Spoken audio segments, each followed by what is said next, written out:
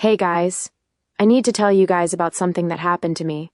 My name's Tessa, I'm 22, and I work as a vet tech at a small animal clinic outside Toledo.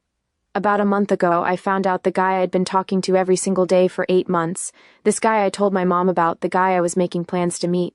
I found out he didn't exist, and the thing that gave it away was a jacket. This Patagonia shell with a tiny tear by the left pocket. I saw it in one photo and I thought, okay, favorite jacket. And then I saw it in another photo 3 months apart, and the watch was on the wrong wrist, and something in my head just went, that's not right. I should explain why I even noticed that. When you work as a vet tech, your whole job is noticing small physical things that are off. A dog comes in and the owner says he's fine, just not eating much, and you're looking at the gums and the coat and the way he's holding his weight, and you're clocking 12 things before the vet even walks in. You get trained to see what doesn't match. I didn't know that skill was going to save me from a person instead of a dog, but here we are. I grew up in Perrysburg, which is a suburb outside Toledo. My mom raised me and my older sister Kennedy by herself. My dad left when I was 8, and I don't really get into that except to say that it did something to me that I'm still figuring out. My mom worked the front desk at a dentist's office during the week and did catering on weekends, and we were okay but not comfortable. Like the lights were always on, but there was never a time where my mom wasn't thinking about money. That's the kind of house I grew up in. People who just kept going. About a year before any of this happened, I was in a relationship with a guy named Trevor, and Trevor didn't cheat on me or do anything dramatic. He just slowly stopped showing up. The texts got shorter, the calls stopped, and by the time it ended, there was nothing left to even be sad about because it had been over for months already. But the thing that messed me up was that I never got a reason. He just faded. And that left me with this thing where if someone shows up for you every single day after you've had someone disappear on you, that consistency feels like proof. It feels like evidence that this person is real and they're choosing you on purpose. I know now that consistency can be manufactured. I didn't know that then. Caleb messaged me on Instagram in June of last year. I'd posted a photo of a pit bull mix we'd treated at the clinic.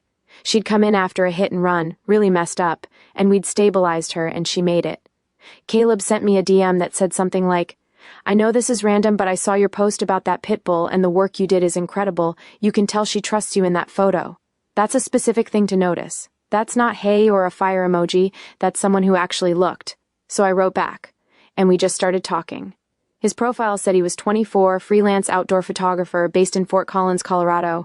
His photos were these incredible mountain landscapes, big dramatic skies, trails disappearing into fog, and I remember thinking early on, why is this guy talking to me? But he said he liked that I was real, that most people in the outdoor world were performing a version of themselves for the camera, and I was just me.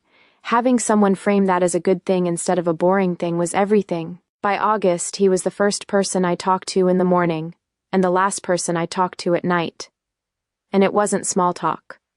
If I mentioned a dog came in dehydrated, and we didn't know if it was going to make it, the next morning he'd text me and say, how's the dog from yesterday, the one with the brown spots? He remembered their descriptions. He remembered their names.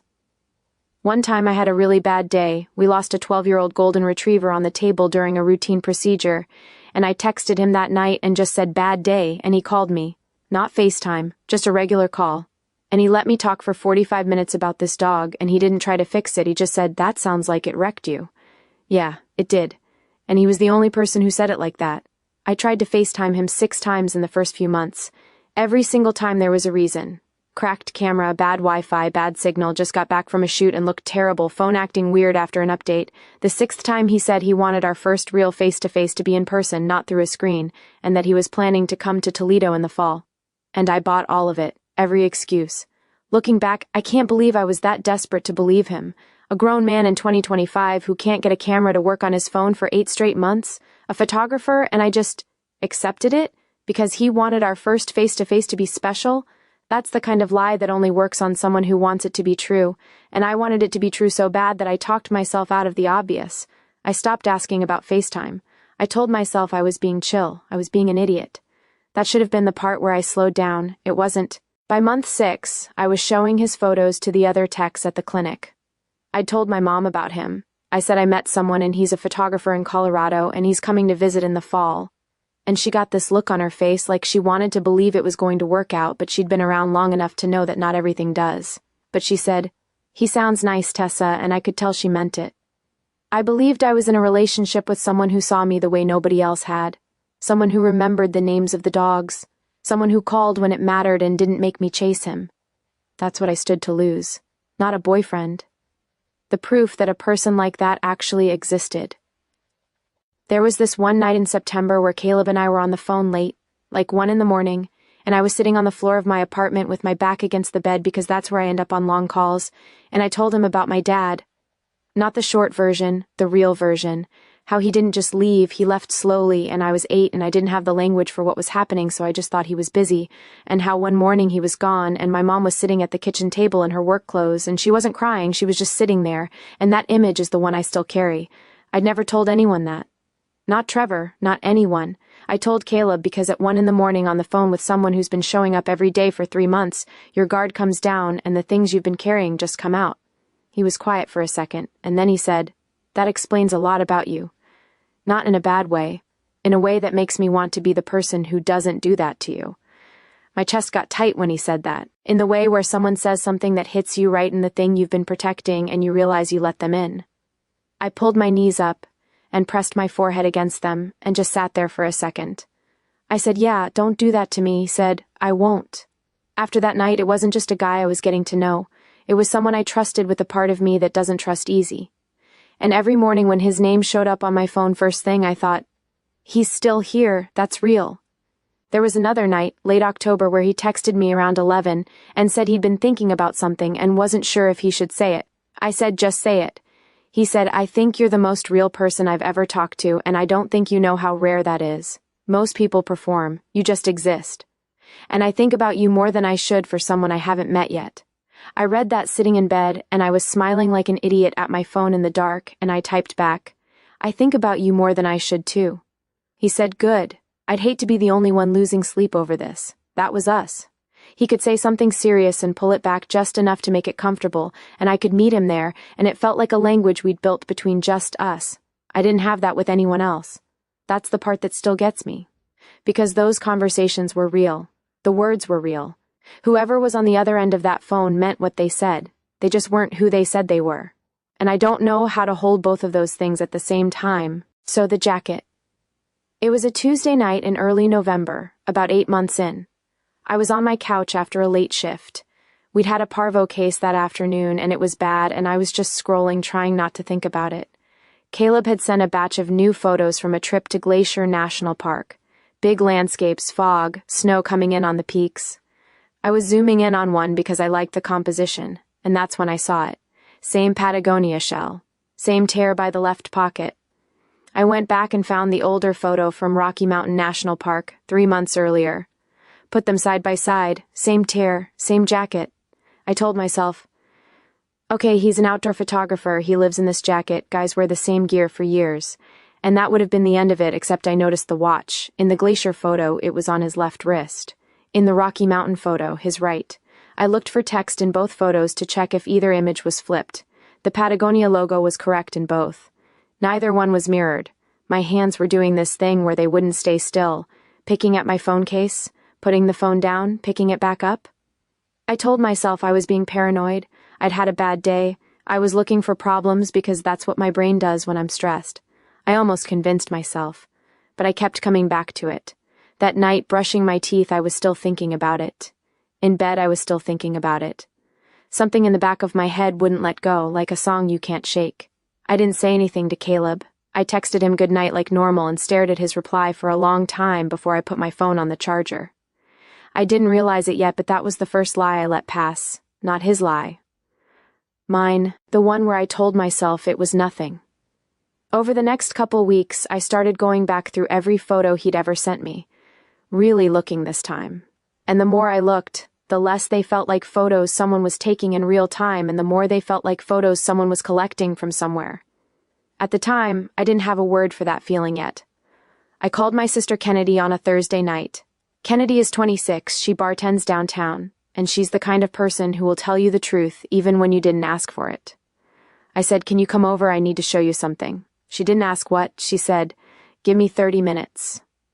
She showed up with a plastic bag of Sour Patch Kids from the gas station and her laptop already open.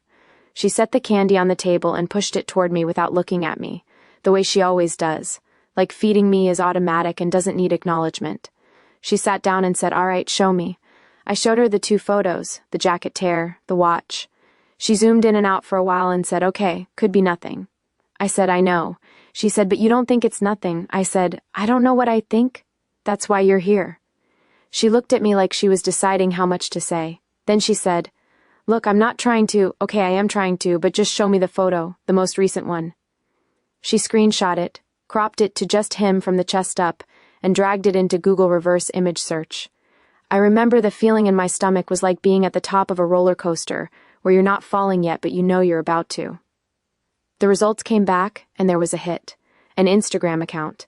The name on it was Derek Hollis, outdoor photographer, Denver, Colorado. Kennedy clicked on it. Every photo Caleb had ever sent me was on this account. The glacier ones, the Rocky Mountain ones, the foggy trail shots, all posted months or years before Caleb sent them to me. Same compositions, same gear, same jacket with the same tear. Kennedy said his name out loud, Derek Hollis, like she was making it real by saying it. My stomach dropped, not the metaphor. I physically felt something fall inside me, and I put my hand over my mouth because I thought I was going to be sick. I pushed back from the table and walked to the kitchen and stood at the sink with both hands on the counter staring at nothing. Kennedy gave me a minute, then she said, "Tess, come sit down." I came back. She had both accounts side by side and was scrolling through them together. She said, "He's been pulling from this guy for a long time. Look at the dates. This photo he sent you last week has been on Derek's page for over a year." I said, "Maybe he knows Derek, maybe they shoot together and share photos." Kennedy looked at me and I could see her choosing her words, which she almost never does. She said, "Tess, his account was created 11 months ago. He has like 200 followers, most of them look fake. Nobody's tagged him in anything. Nobody's left a comment that sounds like they actually know him. This isn't a photographer with a small following, this is a profile someone built." I didn't say anything. My fingers were cold. This thing that happens to me when I'm stressed where my hands go freezing before the rest of me catches up. She said, "I'm sorry." I said, "Don't, not yet. I need to think." I knew the photos were stolen. I knew the account was fake. But I didn't know who was behind it, and that was the part eating me alive. I'd spent 8 months talking to someone, and the conversations had felt real, and I needed to know if that was real too, or if the whole thing was built from nothing. I couldn't sleep that night. I lay in bed going through 8 months of texts, reading them like evidence instead of conversations. And the thing that made it worse was that they still sounded like a real person. Even knowing the photos were fake, the words still felt like someone who meant them. And I hated that I couldn't just be angry because the anger kept getting mixed up with something else I didn't have a name for. Kennedy came back the next night with her laptop and a 6-pack and said, "Okay, we're going to find out who this is." We went through Caleb's Instagram activity. Followers, comments, likes. Kennedy is thorough. She bartends with people who lie to her every night about their tabs, and she has this sixth sense for when something doesn't add up. She flagged at least a third of his followers as bots. No profile pictures, random number strings, posting nothing. Then she found something. In his comment history buried about 4 months back, there was a reply on a gaming clip account. Some Call of Duty montage. The comment was this specific gaming reference that had nothing to do with photography. Kennedy almost scrolled past it, but she caught the username. Fostoria Kid 614, she said. Fostoria? That's a town, small town in Ohio. 2 hours from here. She clicked on the account. Mostly gaming clips, nothing personal, but in the bio there was a location tag. Fostoria, oh. I remember sitting there and feeling this really specific thing I can only describe as the temperature in the room changing. Not Caleb from Fort Collins, Colorado. Someone in Fostoria, Ohio. Kennedy was already searching. Facebook open, typing combinations. The gaming username, variations, Fostoria. She's fast when she's locked in. She barely blinks. She got a hit. A Facebook profile, a guy named Jonah, 23. Fostoria, Ohio. The profile photo was a real person, not Derek Hollis, not anyone I'd seen before. A guy with a round face and tired eyes standing in what looked like a parking lot. His posts were sparse. A few shared memes, a check-in at a Walmart, a birthday post from his mom. Kennedy turned the laptop toward me. "Is this him?" I looked at the photo. I'd been talking to this person for 8 months and I was looking at a stranger. I said, I don't know what he looks like." Kennedy kept scrolling. She found a post from about 2 years back that stopped both of us. Longer than anything else on his page. Jonah had written it when he was leaving community college. He was withdrawing to take care of his mom, who'd been diagnosed with MS.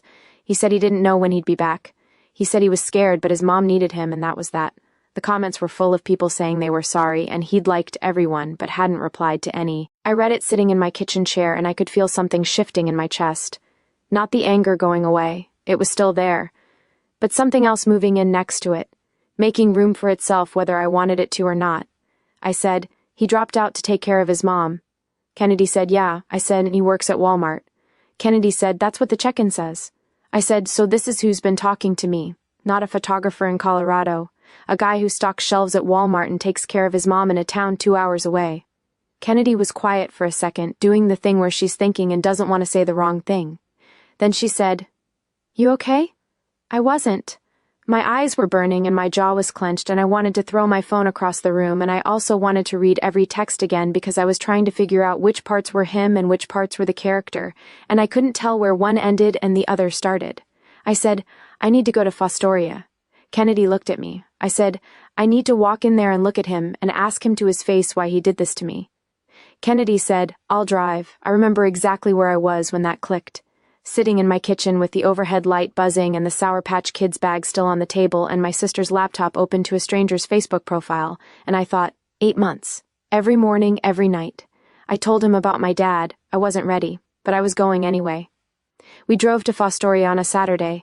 Kennedy picked me up at 9. She had coffee for both of us and didn't say much on the way out of Toledo, which I appreciated because I was in my own head. The drive is about 2 hours east on Route 12.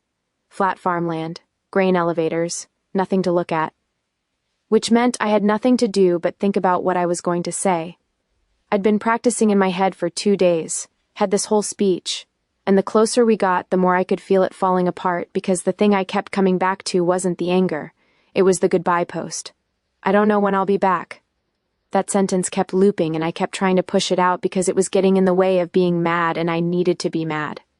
Kennedy said about 30 minutes out, you want me to come in with you? I said, no, I need to do this by myself. She started to say something and stopped. Then she said, I'll be in the car.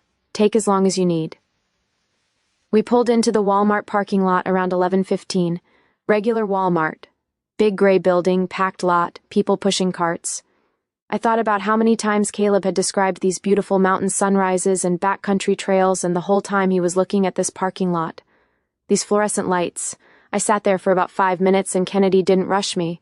I said, okay. She said, okay. I got out and walked across the lot and I could feel my heartbeat in my hands, this pulsing in my palms like my body was getting ready for something my brain hadn't caught up to yet. I walked through the automatic doors and the cold air hit me and I was inside a Walmart in Fostoria, Ohio, and I had no idea what aisle he'd be in. I walked up to the customer service desk and said, is Jonah working today? The woman looked at me like she was trying to figure out if I was a friend or a problem. She said, I think he's in the back. You want me to page him? I said, yes, please. She picked up the phone and said his name over the intercom, and I stood by the registers with my arms crossed because I didn't know what to do with them, and I was already shaking. A woman with a cart went past me and her kid was asking for something, and everything was so normal, and I was about to blow up my last 8 months in a Walmart, and nobody around me had any idea. He came out from the back. Blue vest, box cutter in his hand, looking around trying to figure out who'd asked for him. Round face, tired eyes, a little heavier than I expected. He didn't look like a villain. He looked like a guy who'd been stocking shelves since 5 in the morning. He saw me and didn't recognize me. Why would he? He'd never seen me in person. I said, Caleb? The box cutter almost fell out of his hand. He caught it and just stopped. His face went through 4 things in 2 seconds. Confusion, recognition, fear, and then this expression I can only describe as someone who always knew this was coming and still wasn't ready. He said, Tessa? His voice was smaller in person, quieter. I said, is there somewhere we can talk? He looked around and said, yeah, there's a break room. Let me tell my manager I'm taking my break. He disappeared and came back without the vest and the box cutter and led me to this small room with a round table, plastic chairs, a vending machine, and a microwave that smelled like someone's leftover soup. He sat on one side, I sat on the other. We looked at each other. This was the first time I was seeing the person I'd been falling for. Not Derek Hollis's face on a screen. This person, in a Walmart break room. And he looked terrified. I said, I know everything. The photos are from a photographer named Derek Hollis. Your account was built 11 months ago with fake followers. Your real name is Jonah. You live here. I know about your mom. He didn't try to deny it. He didn't say a word. I watched his shoulders drop like someone pulled the air out of him. He put his hands flat on the table and stared at them. I said, "I need you to tell me why." The vending machine hummed. Someone walked past the door and their shoes squeaked on the floor. He said, "I don't know where to start." I said, "Start with why me?" He said, "You posted that photo of the pit bull, the one that got hit by the car, and you just look like someone who cared about something real." I was sitting in my car in this parking lot at 2 a.m. after a shift looking at my phone, and I thought, she's living a life, she's doing something, and I wanted to talk to someone who was doing something because I wasn't doing anything. I said, "That's not a reason to lie to someone for 8 months. He closed his eyes. "I know." I said, "Then give me the real reason, not the first answer." He opened his eyes and looked at the table. When I made the account, it wasn't for anyone specific. I found Derek's photos one night looking at hiking stuff online. I used to think about doing that kind of thing before my mom got sick. I started saving his photos, and at some point I made the profile and told myself it was just something to look at, a version of what my life could have been. I wasn't planning to talk to anyone. He stopped. I waited. He said, "And then I sent you that message and you wrote back and you were so real. You talked to me like I was a person. You told me things you said you'd never told anyone. And every time I decided to stop, every time I said tonight's the last night, you'd say something that made me feel like the person I was pretending to be was the person I actually wanted to be, and I couldn't let go of that." I said, "You need to hear what you did to me, not what you were going through, what you did to me." He looked up. I said, "I told my mom about you. She was relieved because she'd been worried about me since Trevor. I showed people at my clinic your photos, Derek's photos, and told them about this guy who remembered the names of the dogs and called me on my bad days. I cleaned my apartment because you said you were coming to visit. I got on my hands and knees and scrubbed my bathroom for someone who doesn't exist." My voice was shaking, and I let it shake because I was done keeping this clean. I said, "And the worst part is that after my ex disappeared on me, you were the person who made me think it was safe to trust again. You used that. I told you about Trevor. I told you what that did to me. I told you that consistency was the thing that made me believe someone was real, and you manufactured it. Every morning, every night. You gave me exactly the thing I needed, to not look too closely, and it worked." He was crying, not dramatic. His face was just wet and he wasn't wiping it, and his hands were still flat on the table. He said, "I didn't plan it that way. I didn't think about it like a strategy. I texted you every morning because I wanted to talk to you every morning. That part was real." I said, "How am I supposed to know which parts were real?" He just shook his head. I said, "Tell me about your life, your real life." He took a breath that came out uneven. My mom got diagnosed with MS when I was in my second semester at Owens. Within 6 months, it got bad enough that she couldn't be alone all day, and my dad's not in the picture and I don't have siblings, so it was me. I withdrew and got the job here, overnights, stalking, because the schedule works around her appointments. I make $14 an hour and I drive a car that's older than I am, and my friends from school all moved on, and I don't blame them, but I don't hear from them anymore. He paused. "I'm not telling you this so you feel sorry for me. You asked, and that's my life. I go to work, I take care of my mom, I come home, and somewhere in there I started being someone else on the internet because being myself didn't feel like enough to get anyone to look twice. That hit me in a way I wasn't expecting, and I could feel it in my body, this tightness across my chest like someone pressing down on my ribs. Because I understood it. I hated that I understood it, but I did.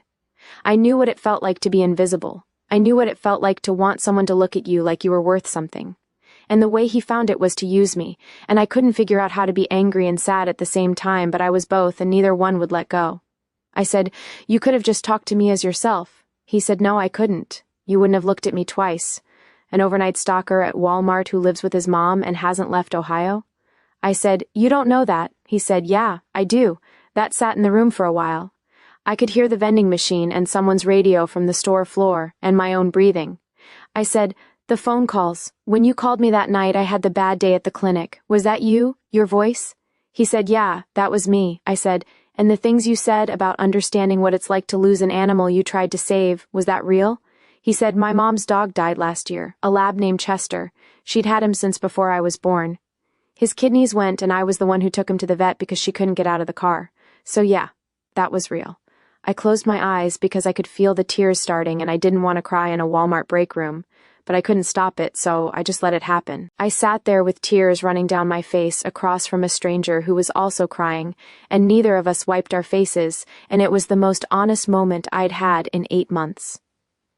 I said, "That night on the phone when I told you about my dad, when I told you about my mom sitting at the kitchen table. Do you remember what you said? He said, I said that explains a lot about you, not in a bad way. He remembered the exact words. That was the part that broke me a little, because the person who said that to me at 1 a.m, the person who heard the worst image I carry and responded with exactly the right thing, that was this guy. Jonah, not Caleb. And the thing I'd been protecting was something he gave me. Not a fictional character, him. I said something I didn't plan to say, just came out. I think the saddest part of all of this is that the person you pretended to be wasn't even that different from who you actually are. You just couldn't see it. Something in his face changed. His mouth moved a little and his eyes got wetter and he looked like someone who'd just been told something they didn't know how to hold. I said, I need you to take down the account tonight and reach out to Hollis, the real photographer, and tell him you've been using his photos. He deserves to know. He said, I will, tonight. I said, and I need space. I can't talk to you right now. I don't know when I'll be able to. Maybe not ever. He said, I understand. I said, and Jonah, if you ever do this to someone else, there won't be a conversation. There'll be screenshots sent to everyone you know. He said, I won't. I'm done. I was done before you walked in here. I was just too scared to stop. I stood up. He stood up. We looked at each other across the table in that fluorescent break room that smelled like soup. I thought about all the mornings his fake name had showed up on my phone and how I'd felt this little burst of something good every time, and how that burst was real even if the name wasn't. I said, goodbye, Jonah. He said, goodbye, Tessa. I walked out through the store and through the automatic doors into the parking lot. Kennedy was leaning against the car with her arms crossed, and she looked at me and didn't ask how it went because she could see it.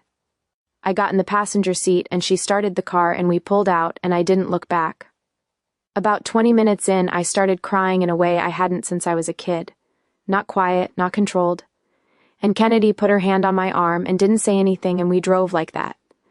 Flat Ohio farmland and the radio off and me just letting it out because I'd been holding it together since I walked into that store. I blocked his number that night. Deleted Caleb from my following list. Deleted the screenshots of his photos. Derek's photos. The ones I used to zoom in on when I missed him. All of it. And then I still had 8 months of text messages and I couldn't delete those. I tried. My thumb was over the button. I couldn't do it. Because those conversations were mine too. The things I said were real even if the person I said them to wasn't who I thought. Kennedy checked in on me every day for the next 2 weeks. She didn't push. She'd just text me a photo of a weird customer at the bar or a dog she saw on her walk or sometimes just hey. Consistent, every day. And I noticed. Weeks went by. I went to work, treated dogs and cats, and once a ferret who'd eaten something he shouldn't have. I was okay. Not great, but okay. Marla at the front desk asked me once if I was still talking to that photographer, and I said it didn't work out, and she said his loss, and went back to her crossword, and that was that. Then I got a text from a number I didn't recognize. Tuesday afternoon, break room at the clinic, eating a sandwich. It said, Hi Tessa, it's Jonah. I know you said you needed space and I respect that. I just wanted you to know that I signed up for an online photography class, a real one, because talking to you made me think maybe I could do something real with it, instead of pretending. You don't have to respond. I just wanted you to know. I read it. I read it again. I didn't respond. I put my phone down and ate my sandwich and went back to work and treated a lab puppy with an ear infection, drove home and sat on my couch and pulled the text back up. I screenshot it. I don't know why exactly. Maybe because it was the first thing he ever said to me as himself. His real name, his real life, something he was actually doing. No stolen photos, no character, just a guy in Fostoria who signed up for a photography class. I look at that screenshot sometimes. I haven't written back. I don't know if I will. But the person who sent that text is the same person who sat on the phone with me at 1 a.m. and said, That's a lot to carry around since you were 12, and I can't make that mean nothing just because the name on the screen was wrong. I don't think that's how people actually work. If you want to hear more stories like this, please like and subscribe. It would really mean a lot to me.